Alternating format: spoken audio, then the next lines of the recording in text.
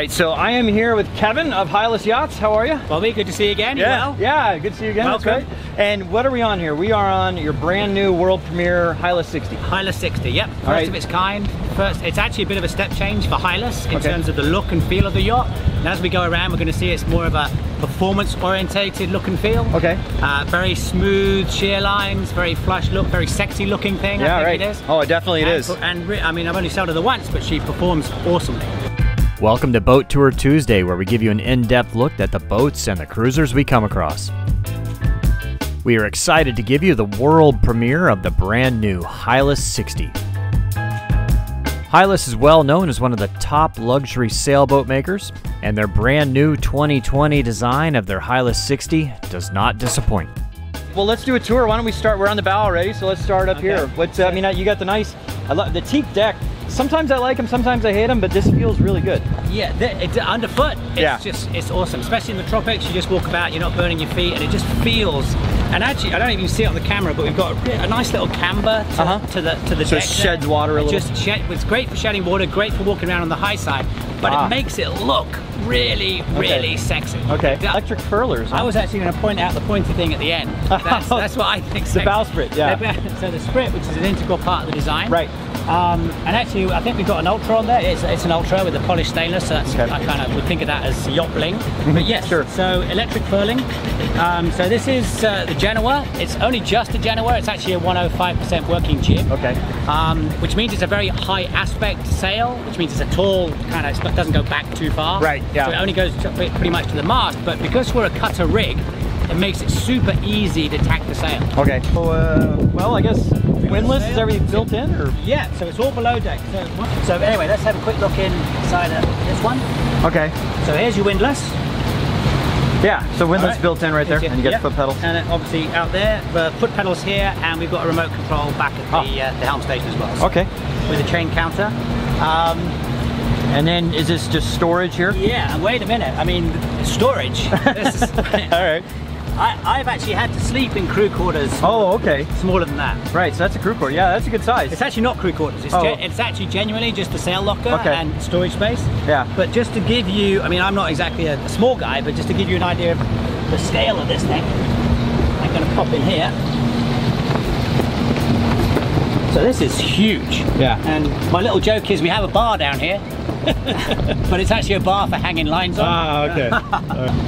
And then this is also access to the chain locker. 300 feet of chain comes as standard. Okay. So yeah, I mean you could crawl in there as well if you like. You were saying here, you were talking about the cleats here, the pop-up. What's the benefit of that? Right, actually, so again, if you're not actually using the cleat, you don't want lines to get caught and stuff like that. That happens a lot. It does happen a lot. Yeah. I'm glad it happens to both of us. Yeah, yeah. I thought it was just me. But again, with Freres and his design, he's trying to get that nice smooth look. So having cleats that fold down, and then also just pop up when you need them. Right. That's awesome. There's no snagging of spinnaker lines and stuff like that when you're underway. Pop them down. Just pop them down, and you're good to go. Okay. So moving back here, you got like the flush mount hatches. Yeah, all Lumar hatches, all nice and flush with the teak deck. Okay, moving aft here to the mast, are all the lines they've run? Wow, they're all run underneath the deck. So we've got a couple of really cool things going on with the rig up. You're right, all the lines running back to the cockpit from the mast go in below deck conduits. So you can see the lines kind of disappear under the deck here, and then anywhere where there's a turn in the line. Oh, you got access to it. Yeah, so we need inspection hatches here so that the line tidies, you can get into them and make sure you're not getting huckles or anything weird like that. Yeah, yeah. And each of them, they all independently drain as well, so stuff's water's getting in and they're drain out nice and easy. Yeah. Just close that down. And then actually the other thing to point out on the mast, I'm not sure if you've got these on your yacht, but these mast tracks.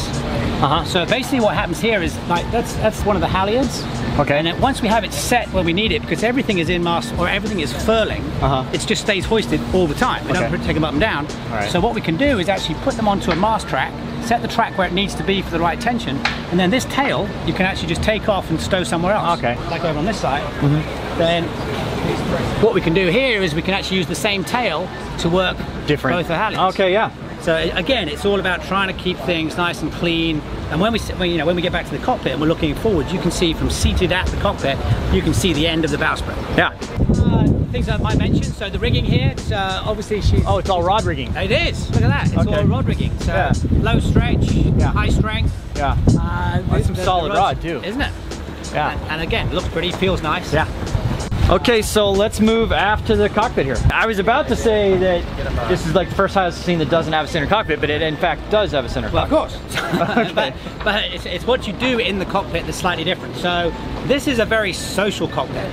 So this whole area is dedicated to people relaxing, having a good time, you know, taking a light refreshment, that kind of stuff.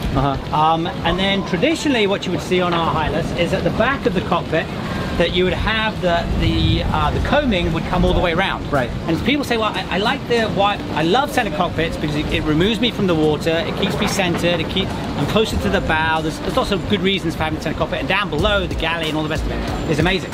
But I don't like this climbing over the combing all the time. Right. So again, making it super easy to get in and out of the cockpit, the actual social cockpit.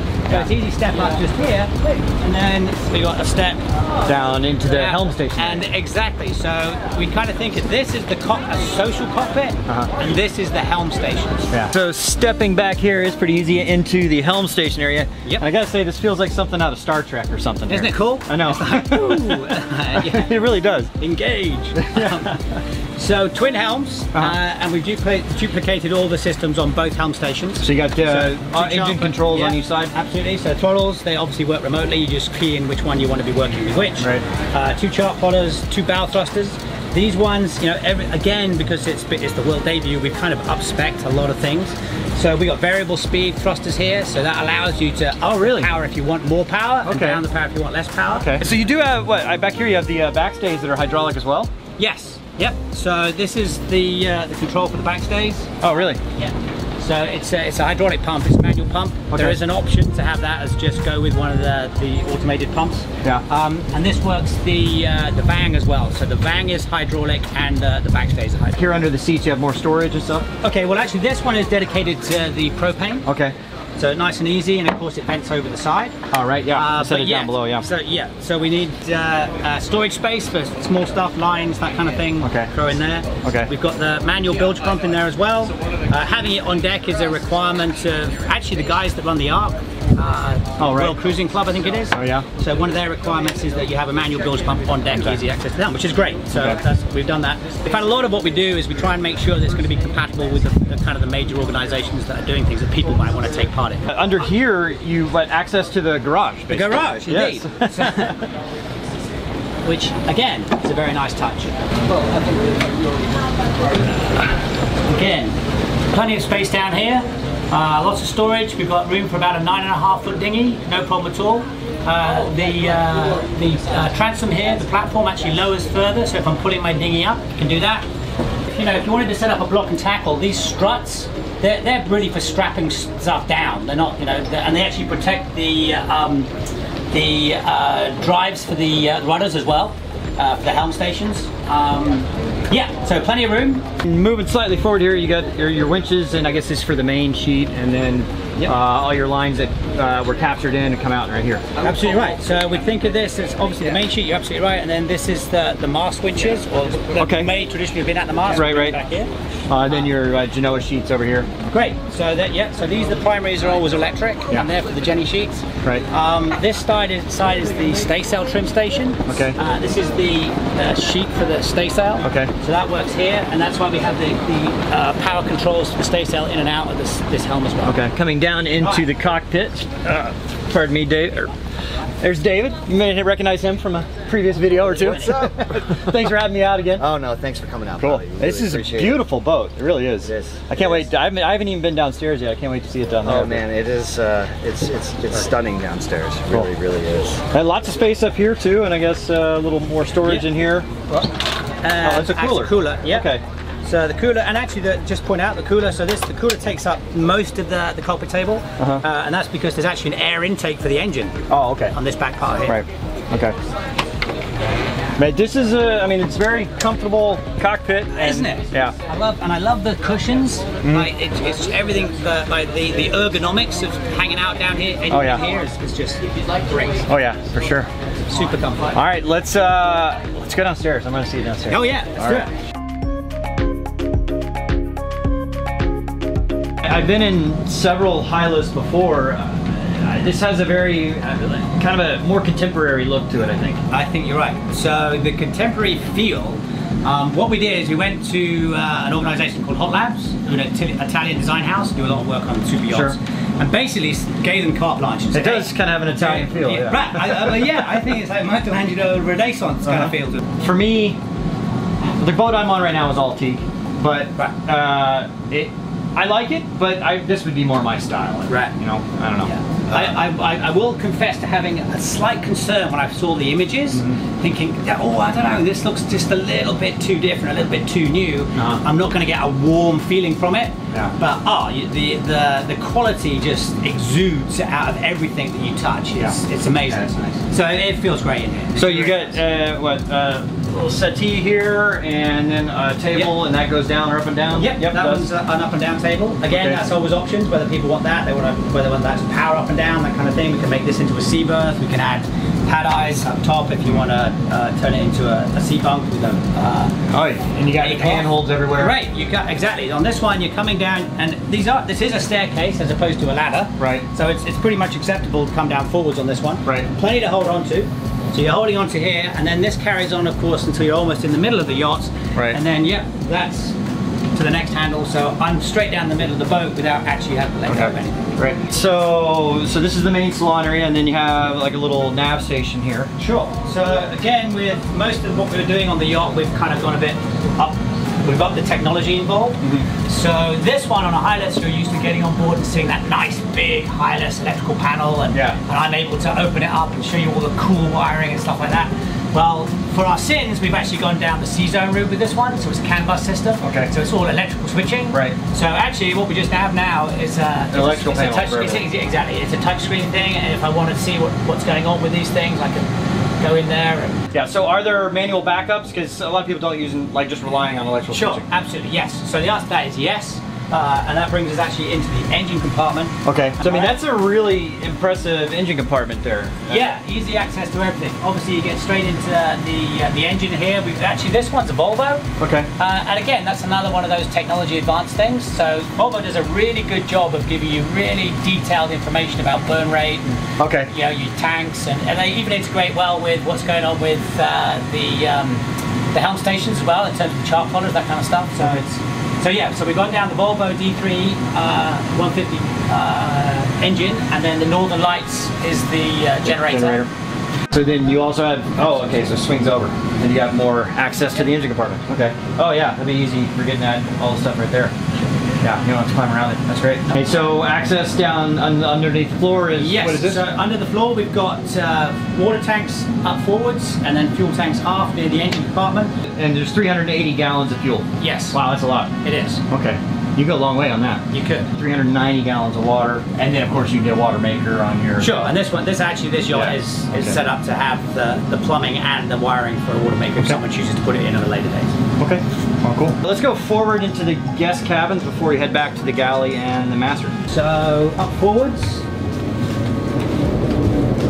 Nice. Queen size VIP. Yeah, this is a nice size. Center line. Queen size. Yeah, easy getting in and out both sides, you're not waking each other up. That's actually, we call it a collision bulkhead, but I mean it's basically just a watertight bulkhead. Okay. So any water that gets in up front, in the anchor locker or in the sail locker, doesn't come back. That's it, it doesn't get past. And you got lockers on each side here, nice. Yeah. Plenty of lockers. Lots of storage space. That's always been a problem with guest cabins, especially is there's not enough storage for, I mean, luggage and all that. So yeah. And so is there more in there as well? Yeah, well, no, this is in each.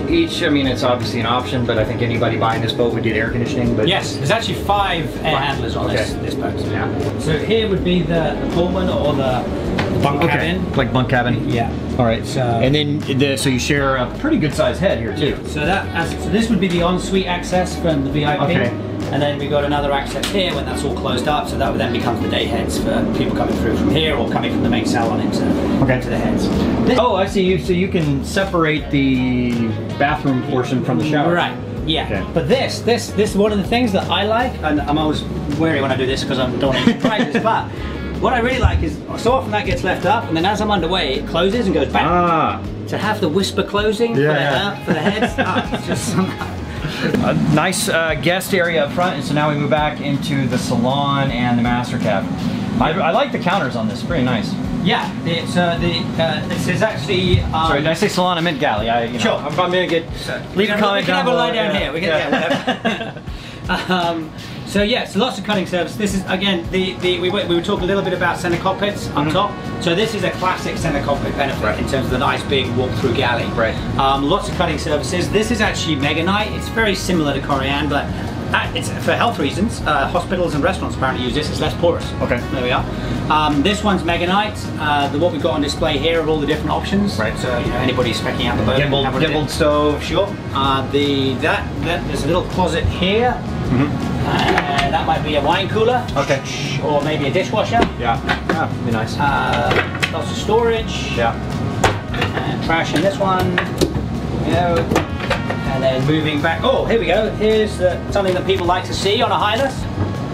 Okay. There you go. There you go. There's the Hylas fuel manifold. Okay. Yeah. We know we've got 4 tanks, and the beauty of this setup is we can actually run the fuel through the filters and back to the same tank or back to different tanks to consolidate and polish. So you can actually polish your own fuel. I'm having a problem with that on my boat right now. Right. You can polish your fuel without actually having to put the fuel through the engine. Right. Great.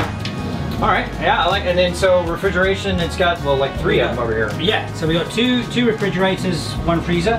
So set up refrigerator. You can probably make it any way you want. And yes, you can. Yeah, you can make one if you want a bigger freezer or a smaller freezer. And we've got this one set up as the freezer. Okay. All right, well, let's move aft into the master. Back here in the master cabin. Oh, this is nice. You need the big flat screen TV right there. We need the big TV there, for sure. But it's nice. It's very wide. I mean, I guess the newer style boats carry the beam all the way back. Yeah, and actually I was just checking that out the other day, and this boat across the transom is maybe only 2 feet, if that, shorter than what it is on the beam. Yeah. Really carries itself a long way up. Yeah. 2 things. One is great space back here, but it actually gives you a bit of form stability. When the boat heels a little bit, you got it pushing back up on the other side. But you know, how you want this laid out, you can have more closets over there if you wanted it instead of the settee. You could have a settee here instead of a vanity. You know, however you want to set it up. However they want to set it up. Okay. But yeah, so much space. This is the classic center cockpit. And then you got access here. Yeah. Okay. And then again, the side lights where you can see out. Yeah. Nice. You know, if you're in, you want to see what's going on. You hear something, you want to look out there. Oh, who's that? Yeah. Who is that? Yeah. All right. And then around into the master. Suite. Absolutely. Yes. Okay. Yeah. Nice big. Yeah. It's really nice in here. You got separate shower, so you got a dry bathroom with a separate shower. Yeah, tempered glass, no perspex, it's all high quality stuff. All right, well, let's head back upstairs for a minute. Great, sure. All right, Kevin, so they don't give these things away for free, unfortunately. They don't give them away for free, but you and I maybe get to sell one. Maybe so. Maybe we get to sell one. What do these go for? So, okay, so we're a semi-custom builder, so we always work to a base then plus. Right. So I'll just let you know a little bit about this yacht in terms of pricing. So the base price of the 60 is actually 1.85. Okay. So to that, on this one, we've added another 320-ish of upgrades. Okay. So the power furling, the power winches, the air conditioning, the generator, all that kind of stuff. There's lots of good stuff, the teak decks, that kind of thing. So what we're doing as a show price for the base price is 1.795. Okay. So that's saving about 60 grand. Okay. So but that's only here at the Miami Boat Show. But what I want to tell the folks at home is that if after this you want to get this at the show price, if you call me and mention Sailing Doodles, hey, we're going to honor that price. I just saved you $60,000. At least 60 grand. Yeah, good for you guys. Yeah, you can take me out on it sometime. How about that? So, well, thank you, Kevin. Yeah, no worries.